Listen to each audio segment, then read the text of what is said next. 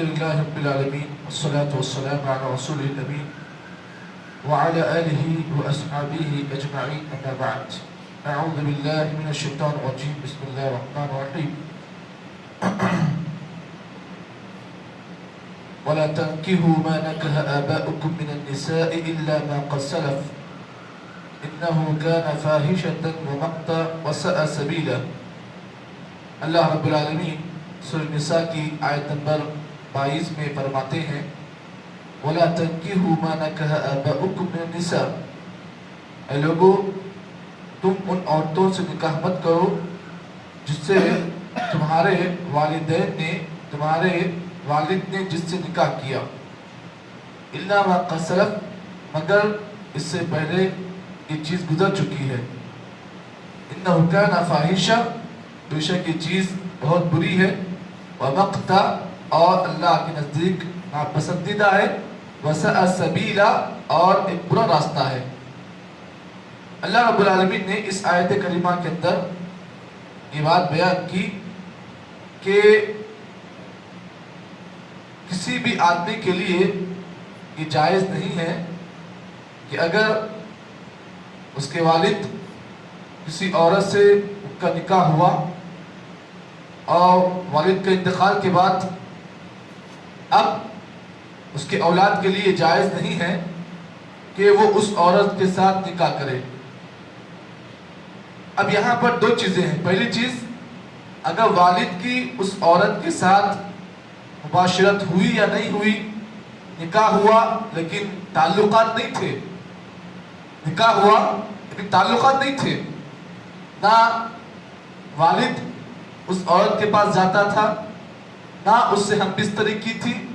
اب اگر ایسی کوئی عورت بھی ہے تو اس عورت کے ساتھ نکاح نہیں کیا جائے گا، اس لیے کہ وہ ہمارے باپ کے نکاح میں تھی. تو جو عورت باپ کے نکاح میں تھی، اب ایسی عورت سے نکاح اگر کوئی بیٹا کرتا ہے، یہ چیز غلط ہے. اللہ رب العالمین یہی مسئلے کی وضاحت کرتے فرمایا وَلَا تَنْكِحُوا مَا نَكَحَ آبَاؤُكُم مِّنَ النِّسَاءِ إِلَّا مَا قَدْ سَلَفَ إِنَّهُ كَانَ فَاحِشًا وَمَقْتًا وَسَاءَ سَبِيلًا. اللہ تعالیٰ نے اس حکم کو نازل کرنے کے بعد یہ بات بیان کی کہ جو کوئی آدمی اس کام کو کرتا ہے یہ بہت برا کام ہے. وَمَقْتًا، اور اللہ کے نزدیک بہت بڑی ناپسندیدہ یہ عمل ہے. وَسَاءَ سَبِيلًا، اور یہ بہت برا راستہ ہے.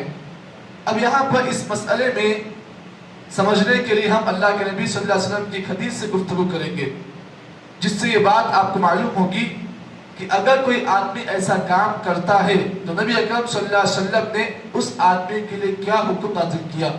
امام احمد رحمہ اللہ نے اپنی کتاب مسند احمد کے اندر یہ بات لکھی ہے کہ اللہ کے نبی صلی اللہ علیہ وسلم نے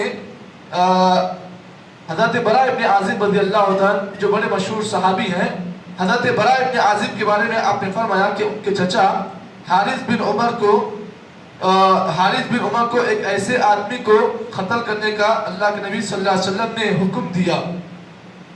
براء ابن عازب جو اللہ کے نبی کے بڑے مشہور صحابی ہیں، ان کے بارے میں آتا ہے کہ نبی اکرم صلی اللہ علیہ وسلم نے ان کے چچا حارث بن عمر کو ایک ایسے آدمی کو قتل کرنے اور اس آدمی کے مال پر قبضہ کرنے کے لیے بھیجا، جس آدمی نے اپنے باپ کے نکاح میں رہنے والی عورت سے نکاح کیا تھا.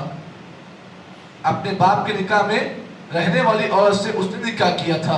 تو اللہ کے نبی صلی اللہ علیہ وسلم نے حضرت براء ابن عازب جو بڑے مشہور صحابی ہیں، ان کے چچا حارث بن عمر کو آپ نے حکم دیا تھا کہ ایسے آدمی کا قتل کیا جائے اور ایسے آدمی کے مال پر قبضہ کیا جائے، کیونکہ اس آدمی نے یہ حرکت کی تھی کہ والد کے انتقال کے بعد جس والد کے رشتے میں جو عورت تھی، اس آدمی نے اسی عورت سے نکاح کر لیا تھا. تو نبی اکرم کو جب اس کی اطلاع ملی تو آپ صلی اللہ علیہ وسلم نے دو احکامات نازل کیے. پہلا حکم آپ نے یہ دیا کہ اسے قتل کیا جائے، اور دوسرا حکم آپ نے یہ دیا کہ اس کے مال پر قبضہ کیا جائے.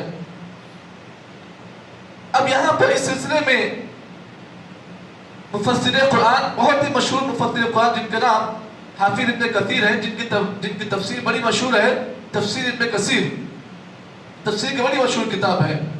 اس کے اندر حافظ ابن کثیر رحمہ اللہ نے یہ بات بیان کی کہ اگر کوئی آدمی اسلام لانے کے بعد، اب دیکھیے बड़ी अहम बात बता रहा हूं आपको।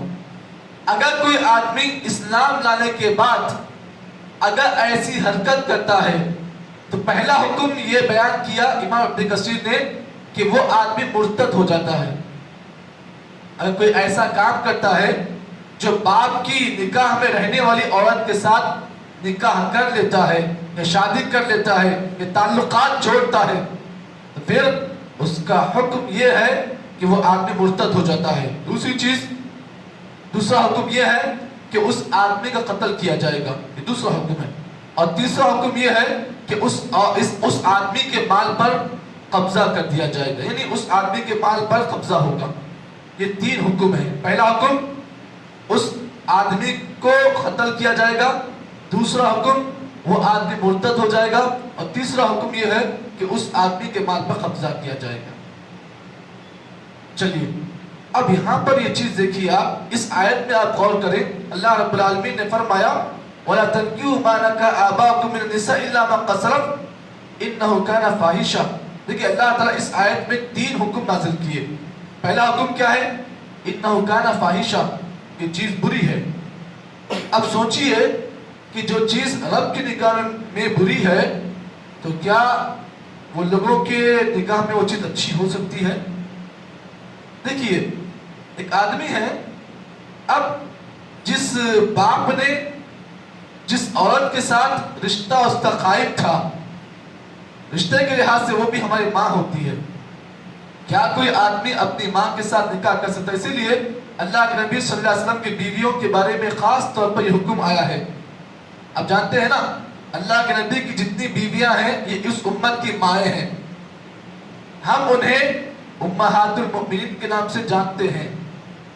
अब नबी के बाद, अल्लाह के नबी के बाद, अल्लाह के नबी की किसी भी बीवी से निकाह कोई आदमी अगर करना चाहे तो नहीं कर सकता है, इसलिए कि ये उम्मत के लोगों की माएँ हैं, उम्मत के लोगों की माएँ हैं। तो मालूम ये हुआ, अगर हमारा बाप जिस औरत से उसका ताल्लुक था या जिस औरत से उसका रिश्ता था, औलाद के लिए जायज नहीं है कि वो उस औरत के साथ अपना रिश्ता या ताल्लुक जोड़ कर रखे।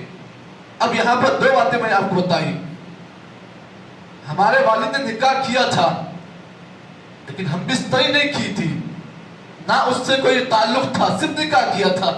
अब ऐसी औरतों के साथ भी अगर निकाह करना चाहे तो नहीं कर सकते हैं, इसलिए कि वो रिश्ते में थी, निकाह में थी।